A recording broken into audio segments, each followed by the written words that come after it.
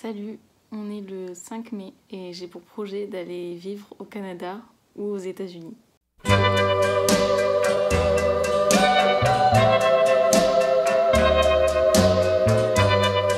Depuis vendredi dernier, j'ai envoyé presque 100 candidatures. Bon, il y a des postes où il fallait 10 ans d'expérience, ils mourront dans leur base de données. Et là, j'ai eu mon premier vrai entretien avec une personne qui est aux États-Unis. Dès que je lui ai dit que j'aurais besoin d'un sponsorship de l'entreprise, il m'a dit non direct et c'était la fin de l'interview.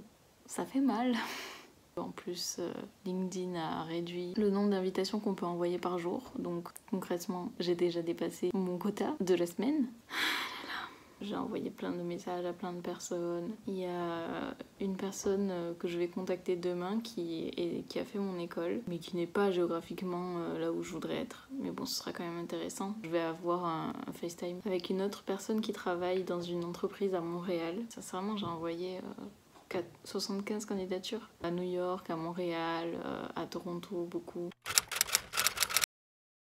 Au début, j'ai cherché les personnes qui avaient fait mon école, qui travaillaient dans ces domaines-là. J'ai eu 2 réponses du coup, parce que bon, à la base, il n'y en a pas énormément non plus. J'ai demandé de l'aide des personnes que je connaissais qui vivent là-bas, mais bon, je connais pas grand monde. Je vous update plus tard. Hello hello. Je vous ai filmé le dernier update la semaine dernière. Nous sommes mardi. Je m'apprête à avoir un appel avec une fille qui travaille chez Engie à New York. Ça veut dire que moi je pensais que je pourrais potentiellement faire un VIE, ce qui me faciliterait la tâche pour trouver un travail aux États-Unis. Mais apparemment leur siège social est à New York, donc je sais pas si ça fonctionne. Bref, toujours est-il que ce serait intéressant d'avoir ses conseils. Voilà. J'ai pas eu d'autres entretiens. J'ai envoyé ma vidéo pour un premier round d'entretien, sauf qu'elle m'a dit où est-ce que tu es géographiquement, parce qu'on ne prévoit pas de sponsoriser qui que ce soit. Donc je lui ai dit ah mais je suis pourtant très motivée, mais bon elle m'a pas répondu la nana. À mon avis ça va rien donner, mais bon c'est pas grave. Ah oui, j'ai eu un appel avec un monsieur qui a fait mon école, qui a travaillé à Boston. Elle m'appelle. Bon, je viens de finir l'appel avec la fille qui travaillait chez Engie Impact. Elle a cru que j'avais un passeport américain. Elle m'a dit qu'il faisait pas de sponsorship ni de VIE. Donc voilà. Bon, elle m'a dit de continuer à networker, de persévérer dans ma recherche. Ça me saoule. Ça avait l'air trop intéressant ce qu'elle faisait et c'est chiant. En plus, elle m'a dit qu'il recrutait beaucoup de monde en ce moment. Et recrutez-moi. Je suis un peu dépitée. Hein. On a continué à postuler dans le vent. Sur 80 candidatures, j'ai eu 10 retours négatifs. Voilà. Pourquoi je suis pas allée passer un semestre aux États-Unis là, comme ça? Comme ça, j'aurais eu mon visa étudiant. Eh ben non, madame, elle a voulu aller au Mexique. Elle a voulu faire un double diplôme avec Sciences Po. Ça lui sert à quoi? Rien du tout. Ça me gave. Putain, j'avais de l'espoir, hein. Angie, français, machin. Eh ben non. J'espère vraiment que, je sais pas, que je vais trouver quelque chose, quoi. Soit aux États-Unis, soit au Canada. Mon rêve de trouver quelque chose à Montréal, mais encore là, on m'a dit oui, tu sais que les travailleurs français sont discriminés parce qu'ils prennent les jobs des Canadiens, donc les Canadiens ne les aiment pas. Nickel.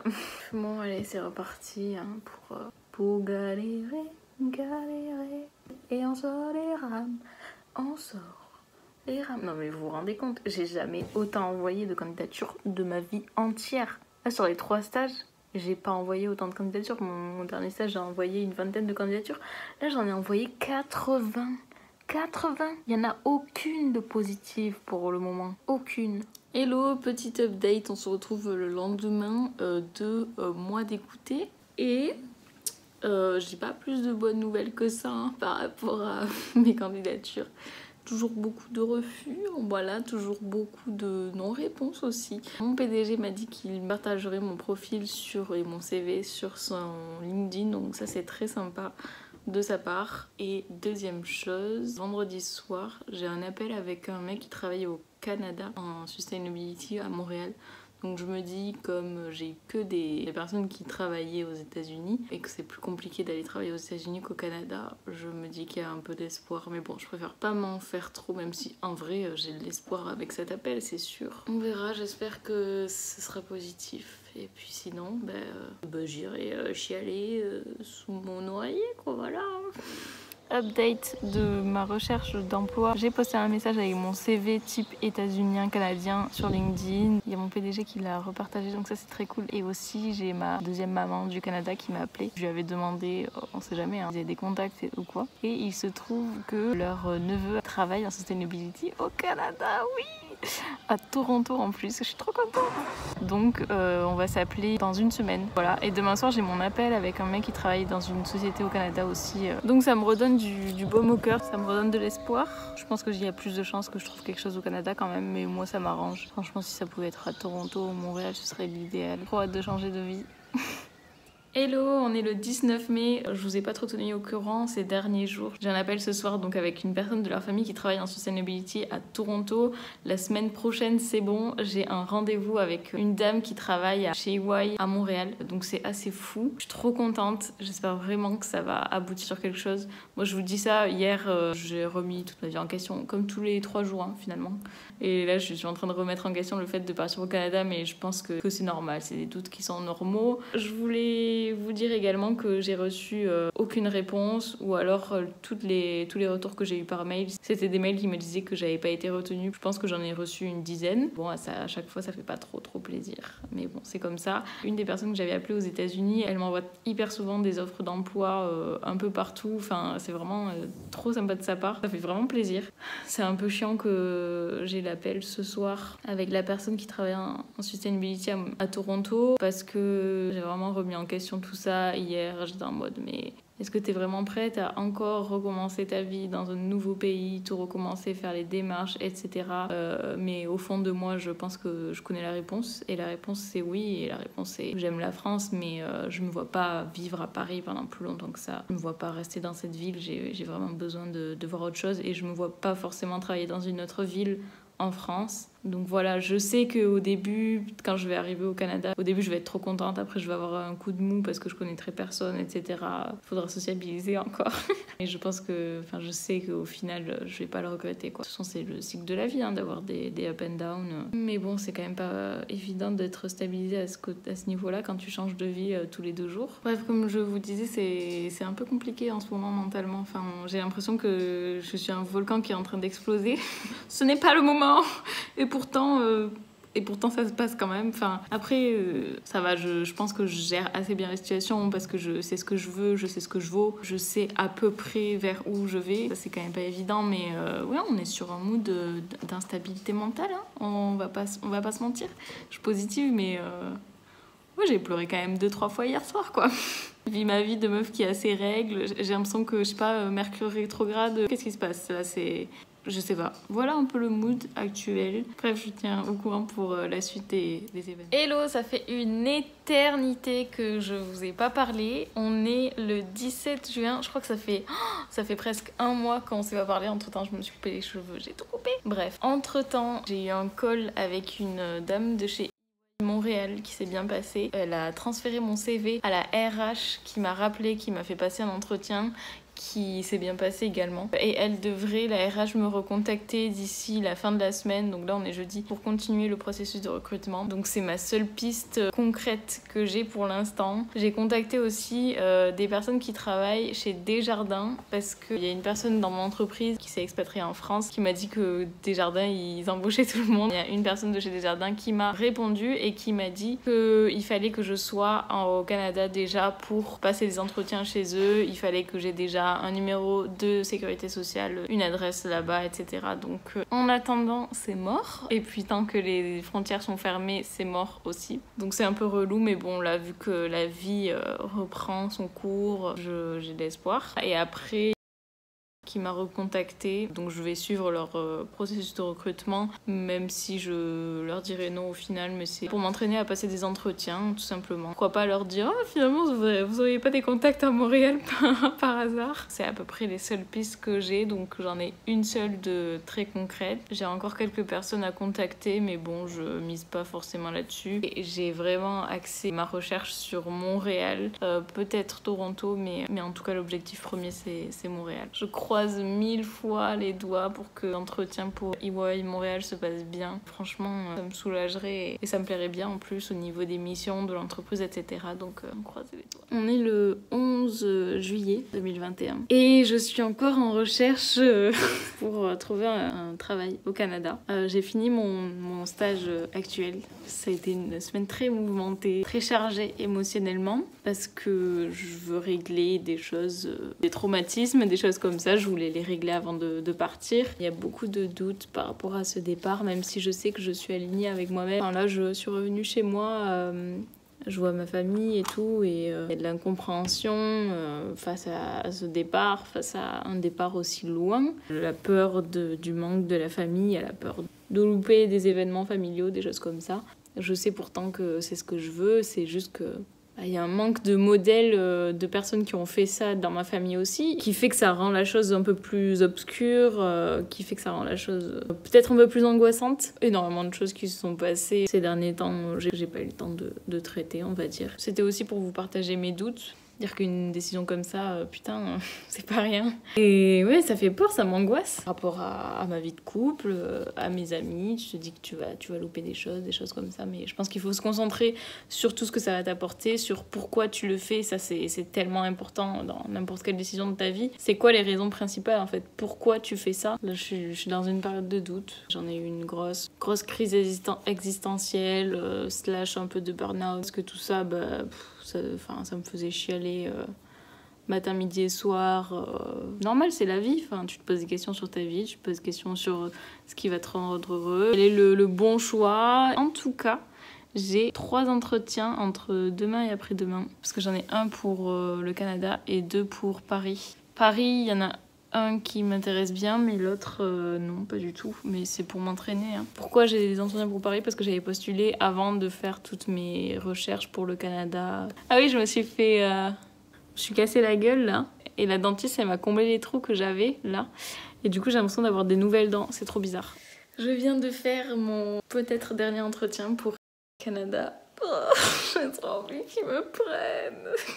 Aussi, cet après-midi, j'ai fait un entretien avec l'associé, mais j'étais trop crevée, j'ai vraiment l'impression d'avoir fait de la merde. Je me dis que de toute façon, dans tous les cas, je pense que j'irai pas. J'avais beaucoup aimé les 2 premiers entretiens, mais dans tous les cas, je sais au fond de moi que c'est Montréal que je veux, quoi. Enfin, c'est le Canada, c'est... Voilà, donc ça fait juste un peu mal à l'ego. S'ils me disent non, de toute façon, le plus important, c'est le Canada. Ouais, c'était beaucoup plus chill qu'avec l'associé. Et après, du coup, j'ai eu un entretien avec une senior qui m'a dit que ce serait sans doute le dernier entretien parce que j'avais déjà eu un café virtuel, un entretien avec une personne de l'équipe plus avec la RH. Et voilà quoi. C'était beaucoup plus cool et à la fois on a parlé de sujets très RSE. C'était du franglais en fait. Des fois on parlait anglais, des fois on parlait français. C'était intéressant et à la fois c'était bizarre parce que c'est trop différent de la France quoi. Les entretiens, c'est pas genre je vais te tester, t'as fait ça, nanana. Elle m'a posé quelques questions mais c'était pas, il y avait 0 piège. Enfin je sais pas, j'ai beaucoup apprécié, on verra. À la fin elle m'a dit oui ce serait intéressant pour nous d'avoir un profil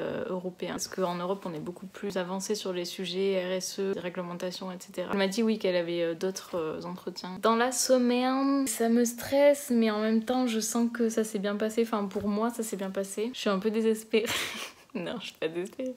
Non, mais en même temps, tout le monde, quand on cherche un emploi, tout le monde passe par une passe où t'es un peu désespéré, tu vois. Genre, tu t'as postulé, machin. Là, ça fait quand même 2 mois un peu plus que j'ai commencé vraiment mes recherches. Là, c'est la seule vraie piste que j'ai avec la conjoncture actuelle. C'est une galère peu chère. Donc, j'espère vraiment que ça va aboutir parce que sinon, ça va aboutir. On va dire que ça va aboutir. Voilà, on va pas se concentrer sur le si, je sais pas quoi. S'ils me disent non, je vais être au bout du trou. Hein. Demain matin, j'ai un entretien à 9h.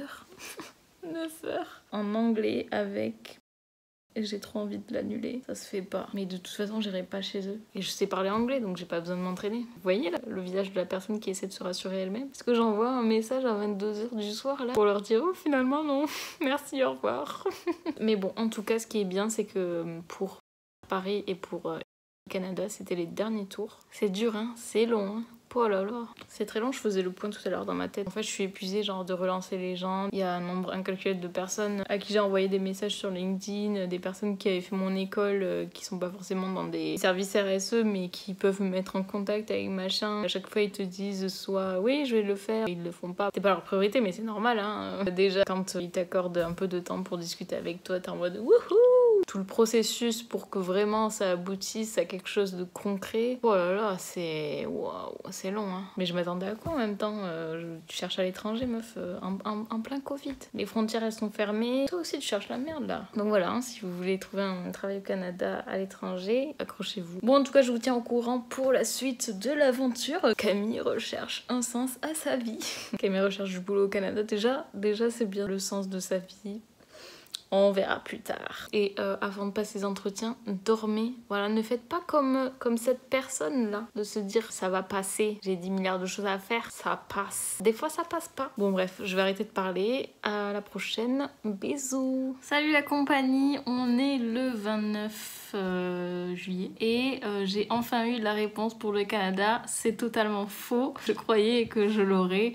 Je les ai relancés une semaine, on va dire, après mon deuxième entretien, où la dame m'avait dit que j'aurais sans doute pas besoin de repasser un autre entretien. Pas de réponse. Je les ai relancés vendredi dernier, sachant que là on est jeudi, en leur disant j'aurais besoin de savoir quand est-ce que vous allez me donner une réponse. Et là j'ai eu un mail de la RH, donc ce lundi, qui m'a dit vous allez passer un final interview avec quelqu'un qui travaille à Toronto, donc de l'équipe toujours pareil, Climate Change and Sustainability. J'ai fait faux bond à...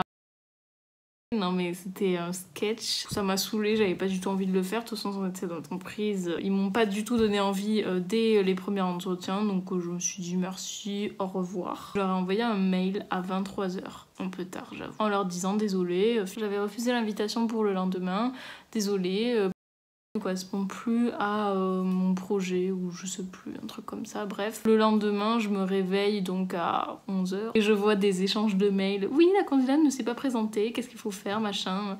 Honnêtement, 15 minutes de retard, je trouve ça vraiment très limite, blablabla. Genre meuf, j'étais dans les échanges de mails. Allô. Donc j'aurais envoyé un script du mail que j'avais envoyé la veille en leur disant bah écoutez, désolé qu'il y ait eu personne qui l'ait vu, mais je l'ai quand même envoyé à 3 personnes. Donc bon, écoutez, franchement ces échanges de mail, ça n'a fait que confirmer ma non-volonté d'intégrer ce genre d'équipe. Même si je reconnais que j'aurais pu les prévenir plus tôt, il faut se calmer quoi. Je sais pas, hein, j'aurais pu avoir un accident de voiture.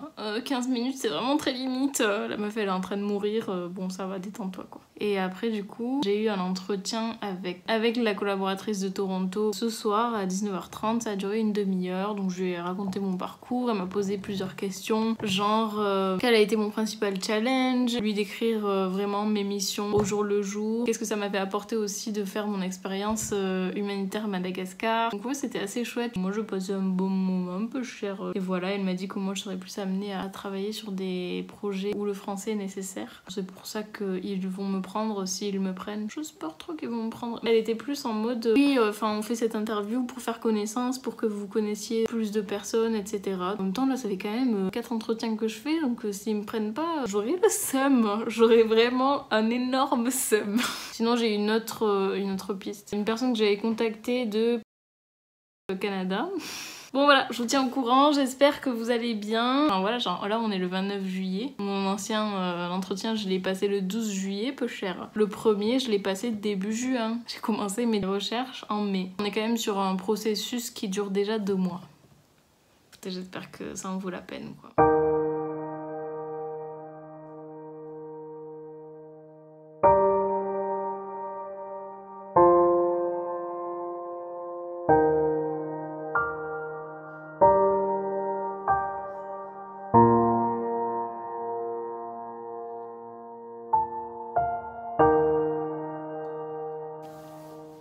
Bon ben voilà, j'ai pas été prise. Ça fait mal. J'ai bien pleuré. Faut évacuer. Je suis en train de considérer une carrière en tant que serveuse. Je me dis que ça peut vraiment être pas mal. Voilà. Je m'apprête à quand même refuser. Parce que bah, j'ai pas envie de rester en France. c'est vraiment le Canada que je veux, donc voilà. Mais voilà, recommencer tout le processus, les entretiens et tout, franchement ça me saoule. Mais bon, c'est pas grave, il faut relativiser. Je vais envoyer un mail à la RH là pour lui demander si, je sais pas, si elle connaît des entreprises ou quoi qui cherchent. Mais bon, ça fait chier. J'essaie de me dire que c'est parce qu'il y a une autre entreprise où je serais mieux ou quoi que ce soit qui m'attend. Mais bon là, j'ai passé beaucoup d'espoir et ça veut dire que ça repousse mon départ. Et ça veut dire que bah du coup je pourrais pas dire à plein de monde c'est bon j'ai trouvé. Bah non, parce que j'ai pas trouvé. Bon, c'est pas grave, c'est la vie hein. Ouais, je sais pas quoi faire. Je sais pas quoi faire. Est-ce que j'attends que les frontières soient réouvertes et j'y vais? Je sais pas. C'est dur à encaisser, je comprends. Comme vous pouvez voir, ça va mieux depuis tout à l'heure. Il fallait que je lâche mes larmes, de toute façon que ça sorte. Il y a bien plus grave dans la vie, j'en suis consciente. C'est juste que bah, voilà, j'avais posé pas mal d'espoir sur ça, mais c'est normal d'être déçu. On va aller au lit parce qu'il est quand même 2h30 du matin. Voilà, l'heure idéale hein, pour traiter ce genre de sujet, toujours. Et je sais pas si vous avez vu, j'ai des nouvelles lunettes. Père, j'espère qu'elles me porteront chance. Enfin, du coup, non, elles ont pas trop rempli ce taf aujourd'hui. Voilà, bref, la vie continue. Et putain, j'espère que le processus de recrutement dans l'entreprise où je vais finir sera plus court que 2 mois. Sinon, je sais pas, j'y serai en 2022 au Canada, en fait. Je vous tiens au courant. J'aurais aimé que ce soit la fin du premier chapitre de cette vidéo, mais je pense que je vais clôturer cette première longue phase de vidéo maintenant et on verra pour la suite quoi. Je sais pas quoi vous dire. Voilà, j'essaie de penser aux personnes qui sont au chômage depuis très longtemps, qui ont fini leurs études depuis longtemps et qui galèrent à trouver un taf dans le domaine dans lequel ils ont fait leurs études. Bon voilà quoi, je me dis que dans tous les cas je pourrais aller sur place et tout sera facilité. Voilà, on va essayer de se focus sur les solutions et advienne que pourra. Bref, prenez soin de vous et je vous dis à la prochaine.